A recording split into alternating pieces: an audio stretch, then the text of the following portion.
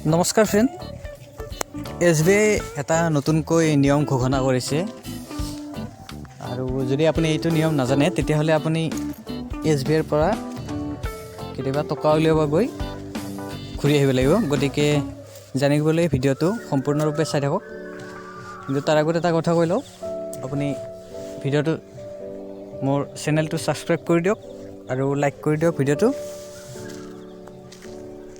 গতিকে এতিয়া আপোনাক মই নিয়মটোৰ বিষয়ে জনাম। এই নিয়মটো হ'ল যে আপুনি সন্ধিয়া 8 বজাৰ পৰা ৰাতিপুৱা 8 বজালৈ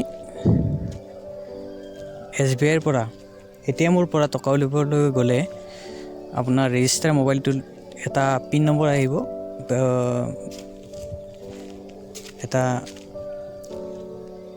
OTP এটা আহিব। গতিকে সেই OTPটো মাৰিব লাগিব, তেতিয়াহে আপুনি টকা উলিয়াব পাৰিব। গতিকে আপোনাৰ মোবাইলটো ৰেজিষ্টাৰ থাকিব লাগিব, তেতিয়াহে আপোনাৰ মোবাইলত মেছেজটো আহিব। যদি ৰেজিষ্টাৰ নাথাকে মোবাইলটো, তেতিয়াহ'লে আপোনাৰ টকা উলিয়াব নোৱাৰিব। গতিকে আজি ৰেজিষ্টাৰ কৰি লওক।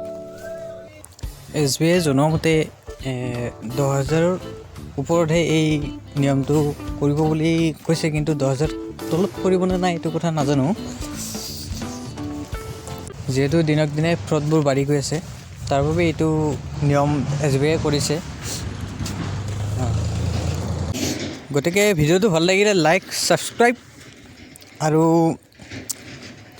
ঘণ্টিটো টিপি দিব, যাতে আপুনি মোৰ ভিডিঅ' একেবাৰে প্ৰথমত দেখা পায়। ধন্যবাদ।